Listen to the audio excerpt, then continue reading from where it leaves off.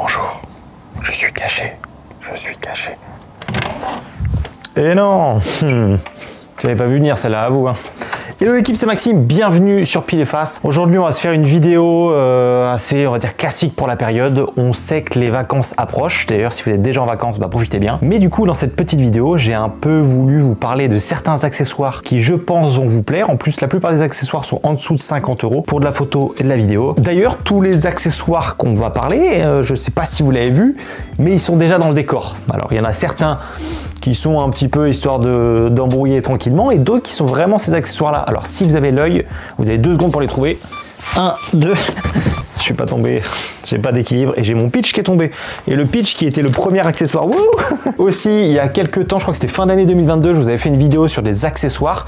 Après, c'était plus, on va dire, des accessoires global. Là, aujourd'hui, ça va vraiment être focus plus voyage, un peu quand on est en mode run and gun avec notre caméra, etc. Je pense qu'il y a des trucs qui vont vous intéresser là-dessus. D'ailleurs, tous les objets qu'on va voir dans cette vidéo sont en lien en description. Donc, si jamais ça vous intéresse, bah, vous avez juste à aller checker. J'ai fait ça alors qu'il faut juste cliquer, c'est pas... Bon, voilà, t'as compris l'idée. Et aujourd'hui, la vidéo est sponsorisée par Artlist, c'est mon partenaire sur la chaîne depuis pas mal de temps parce que comme vous le savez, c'est bien d'avoir des accessoires, du bon matériel, etc. Mais si jamais on fait des vidéos avec une musique pas top ou qui colle pas du tout, voilà, ça va pas rendre bien. La musique, c'est hyper important. Donc forcément, je suis hyper content de vous parler d'Artlist. Je bosse avec eux depuis des mois et puis même je suis sur leur plateforme depuis 2-3 ans maintenant, j'ai jamais été déçu. Bref, si jamais pour ceux qui ne connaissent pas encore, Artlist c'est une plateforme de musique libre de droit et de sound design. En gros, on a tout dessus. On en a pour tous les styles, pour tous les goûts, pour tous les moods. Tout dépend de la vidéo que vous allez faire. Vous allez forcément trouver une musique qui vous intéresse. C'est ça que je trouve aussi assez pratique, c'est que du coup, bah, c'est pas, on va dire que c'est pas hyper dur de trouver. Avant, je galérais quand même beaucoup plus à trouver la musique que je voulais. Là, le fait que ça soit bien rangé par catégorie, par mood, par durée, etc. Ça permet, enfin en tout cas moi, ça m'a permis d'aller beaucoup plus vite dans ma recherche de musique. Et le truc le plus important, c'est qu'il y a des nouveaux ajouts toutes les semaines. Et moi, je vous avoue que je fais quand même pas mal de projets vidéo par semaine et honnêtement, j'ai jamais eu de problème à trouver une musique. À chaque fois, il y en a des nouvelles qui arrivent, donc bah, je trouve toujours mon bonheur là-dessus. Artlist, c'est également une partie aussi sound design, donc c'est un peu tous les effets, tous les bruitages que vous allez mettre dans votre vidéo. Même principe, c'est hyper bien rangé, il y a des dizaines de milliers de sons différents qui sont d'ailleurs de très bonne qualité et ça fait plaisir. On peut les télécharger en wave pour entre guillemets une meilleure qualité sonore et bah pareil, n'importe quel bruit que je cherche ou que j'ai en tête, et bah je vais le trouver là-dessus, donc ça je vous avoue que c'est assez pratique. Ce qui est aussi pratique avec Artlist, c'est qu'entre guillemets c'est hyper facile à comprendre, vous avez que une voire 2 licences. Une qui vous donne les droits bah, pour utiliser toute la musique, tout le sound design que vous voulez pour n'importe quel projet pro, vous pouvez faire vraiment ce que vous voulez avec, vous n'avez qu'une seule licence. Et si jamais vous facturez pas encore trop vos prestations, vous avez aussi une partie un peu plus personnelle pour bah, tous les réseaux sociaux, YouTube, Instagram, Reels, etc. Bref, je pense que vous l'avez compris, mais Artlist c'est vraiment le service que je vous recommande le plus.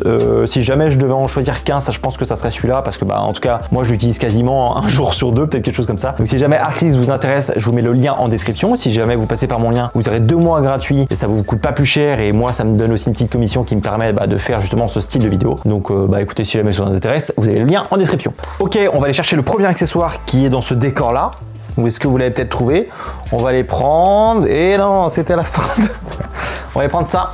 Alors ça, c'est un capuchon pour objectif photo. Alors je sais pas si vous êtes comme moi, mais moi j'ai souvent le problème de quand je suis en tournage, quand je suis en road trip ou quoi que ce soit, j'ai souvent tendance à jamais mettre les capuchons sur mon objectif. Simplement parce que soit je les paume, soit j'ai un filtre sur mon objectif, du coup bah je peux pas fermer le capuchon avec le fil dessus, ou soit ça me saoule parce que c'est en plastique, c'est chiant, enfin bref, c'est quelque chose que j'aime pas tellement trop faire. Et du coup j'ai cherché bah, forcément une solution un peu pour contrecarrer ce truc là. Et j'ai trouvé ces petits capuchons en plastique, enfin en plastique plutôt solide de la marque Polar Pro. Et en fait c'est, je crois que ça s'appelle le Defender, quelque chose comme ça. C'est assez pratique, en fait ça me permet bah, de quand j'ai fini de shooter de venir le mettre hop sur mon objectif. Ce qui est bien c'est que ça a des parois assez rugueuses, ce qui fait que bah, ça accroche bien sur l'objectif, donc c'est sûr que ça va pas tomber. Et ce qui est cool c'est que du coup bah, là cette partie là sur le côté est un peu extensible et au-dessus bah, c'est hyper dur, donc bah, ça protège bien l'objectif. Et en tout cas moi je vous avoue que bah, je le mets maintenant sur tous mes objectifs dès que je bouge. Alors vous avez je crois 3-4 tailles de capuchons différents. Moi j'ai pris le 77-80 mm vu que bah, j'ai 3 tailles d'objectifs. J'ai du 67, du 82 et du 72 et du coup bah, les 3 tailles bah, passent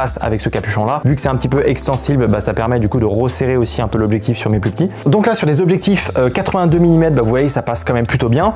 Mais à refaire, j'aurais pas pris celui-là, j'aurais pris celui du dessus. Parce que quand je mets mon filtre ND variable, bah, ça rajoute un petit peu d'épaisseur, ce qui fait que je galère un petit peu à mettre le capuchon. Donc si jamais vous voulez le mettre sur des objectifs 82 mm, je vous conseille plutôt de prendre le 94 mm. Moi là c'est le 82. Et si jamais vous n'avez pas d'objectif à 82 mm de diamètre, que ce soit plus petit par exemple du 67 comme j'ai ou du 72 là qui est en train de me filmer, et bah celui-là sera très bien. Ok, on va passer au deuxième accessoire. On va peut-être changer un peu d'endroit. Je sais pas trop ce que ça va rendre. Ouais, on est sur un cadre plutôt tranquille. Alors, deuxième chose que je voulais voir, comme vous le savez, je recommande assez souvent d'avoir un filtre ND sur votre caméra, surtout quand on fait de la vidéo, pour avoir un flou de mouvement naturel. Le problème, c'est que le filtre ND, il vient se visser au bout de l'objectif. Sauf qu'on n'a pas souvent la même taille de objectif, forcément. Moi, comme je vous l'ai dit, j'ai un 67, un 72 et l'autre 82. Donc, entre guillemets, je devrais avoir 3 objectifs pour chaque taille différente. C'est évidemment pas ce que je vous recommande de faire. Donc, ce qu'on dit en général, c'est d'acheter un filtre ND avec la circonférence la plus grosse, on va dire, de notre parc d'optique. Donc moi en l'occurrence c'est 82 mm. Et ensuite pour vos objectifs un peu plus petits, vous allez mettre ce qu'on appelle des step-up rings. Ça va être, on va dire, des, comment on pourrait appeler ça, c'est des bagues d'adaptation en fait. C'est simplement pour convertir la taille de votre objectif à la taille du filtre. Donc en général ça se représente à peu près comme ça. Parce que là, ce qu'on vient d'entendre, c'est justement l'accessoire que je voulais vous parler. Mais du coup, step-up ring, ça ressemble à peu près à ça. Ce qui veut dire qu'on en a pas mal ensemble qui sont du coup vissés. Donc en fait, on vient dévisser la partie qu'on a besoin. Hop, donc là, c'est du 62 mm, donc ça, j'ai pas besoin. Hop. Hop, donc là je suis sur du 67 à 72 et ça du coup je peux venir le fixer directement sur mon objectif. Donc là j'ai 3 bagues d'adaptation et ensuite je rajoute mon filtre ND. Donc en soi comme ça peut marcher et c'est vrai que ça passe. C'est juste que quand on dévisse on a souvent tendance à choper, là typiquement, là je suis en train de dévisser mon filtre et je vais prendre que 2 bagues sur 3.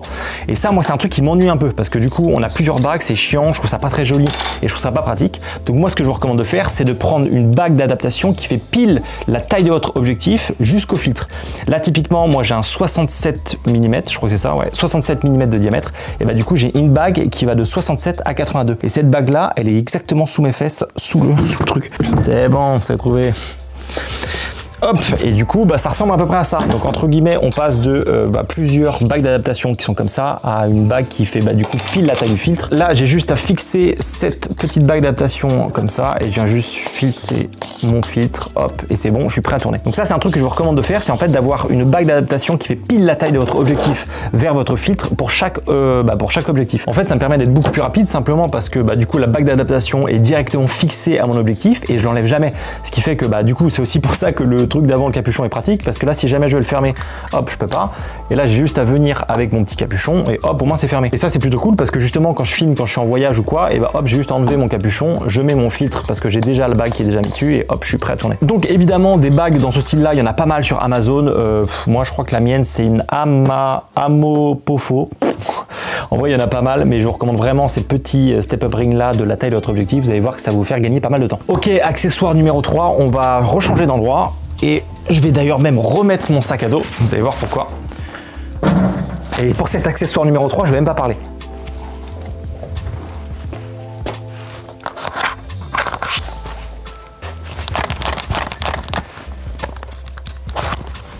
Voilà. Je pense que vous le connaissez déjà, mais c'est l'accessoire Peak Design. Je sais plus trop le nom de ce truc là, mais en fait ça permet d'accrocher sa caméra sur son épaulière. Et ça, je sais pas trop comment vous dire que c'est l'accessoire que je vous recommande. S'il y en a vraiment un à prendre de cette vidéo, c'est vraiment celui-là. Simplement parce que ça permet toujours d'avoir sa caméra sur son épaule, enfin entre guillemets sur sa lanière, pardon, de sac à dos. Et ça, clairement, c'est juste un pur bonheur à avoir parce que c'est hyper solide, vraiment, ça bouge, mais pas du tout. J'ai essayé de forcer dessus comme un malade, il n'y a rien qui bouge. Imaginons vous êtes en train de courir pleine balle, hop, ça bouge pas, hop, vous avez quelque chose à filmer, boum, bim, bim, bim. Oh salut Michel, bah ouais écoute j'aurais bien boire un petit coup, alors là avec grand plaisir. Bref, je pense que vous voyez l'idée de ce truc là. Par contre ce qu'il faut savoir c'est qu'il faut bien une plaque, je crois que c'est Peak Design d'ailleurs qui fait ça aussi pour pouvoir l'attacher, mais vous pouvez le mettre à peu près sur n'importe quoi, sur n'importe quelle surface, ça tient hyper bien, ça bouge pas, voilà, moi c'est juste un pur plaisir. Maintenant c'est impossible que je parte en voyage sans avoir ce truc là sur mon sac parce que c'est beaucoup trop pratique, ça me permet d'être plus rapide. Et je sais pas si vous êtes comme moi, mais je suis un poil du genre à avoir de temps en temps la flemme de faire un plan parce que ma caméra est dans mon sac. Et ça, je vous avoue que depuis que j'ai ce truc là, j'ai un peu moins la flemme parce que là j'ai vraiment juste à le tirer et puis il est dans mes mains. Alors que normalement, si jamais j'ai pas ça, faut que j'enlève mon sac, que je prenne ma caméra, que machin, ça me saoule un peu, je suis un poil feignant sur les bords, je vous l'accorde. Mais du coup, depuis que j'ai ces trucs là, ça me permet de faire un peu plus de plans. Et ça, c'est assez pratique. Et dernier accessoire, on va changer encore d'endroit. Je vais peut-être enlever d'ailleurs un peu ma caméra.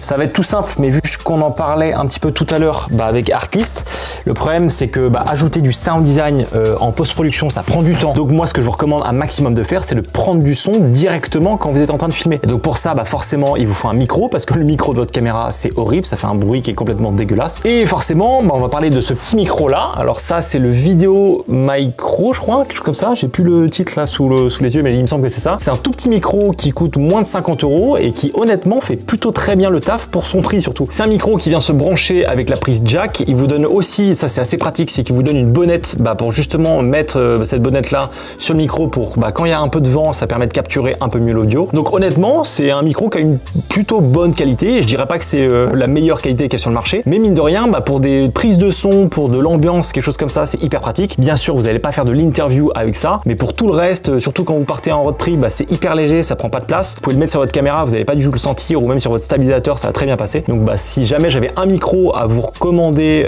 quand vous êtes en road trip, ça serait plutôt celui-là. Évidemment, des micros, il en existe quand même pas mal. Moi, tiens, il est là. Moi, j'ai le Deity, je crois que c'est Pro D3, quelque chose comme ça, mais bon, vous voyez que c'est pas, hop, si je les mets à côté, c'est pas vraiment trop la même taille, c'est pas le même encombrement. Bien sûr, il y a quand même une meilleure qualité audio, mais ça fait pas la taille et c'est pas du tout non plus le même prix. Et voilà, on arrive à la fin de cette vidéo. Je voulais vous la faire un petit peu rapide, sympa. On tourne à droite à gauche dans le bureau parce que je trouve ça cool un peu de changer les styles de vidéo que je peux faire. N'oubliez pas aussi que c'est pas les accessoires qui font la qualité de votre vidéo, c'est vous. Waouh, si ça mérite pas un like. Non, en vrai, c'est pas les accessoires qui vont faire la qualité, mais ça va quand même pas mal vous aider dans votre confort. Donc, j'espère que ça vous sera utile, les 3-4 accessoires que je vous ai présentés. Voilà, j'espère que cette vidéo vous aura plu. N'hésitez pas à me dire en commentaire si vous avez des petits accessoires en tête différents ou alors s'il y en a que vous avez découvert avec cette vidéo-là. Moi, je vous souhaite de bonnes vacances. Je vais pas forcément trop publier jusqu'à début septembre, simplement pour prendre une petite pause, profiter un peu de ce qu'il y a à droite à gauche et aussi parce que les stats à cette période, c'est pas la meilleure chose. Donc, je vous souhaite de bonnes vacances si vous en prenez. Ceux qui travaillent, bon courage à vous et on se retrouve en septembre. La bise, bisous.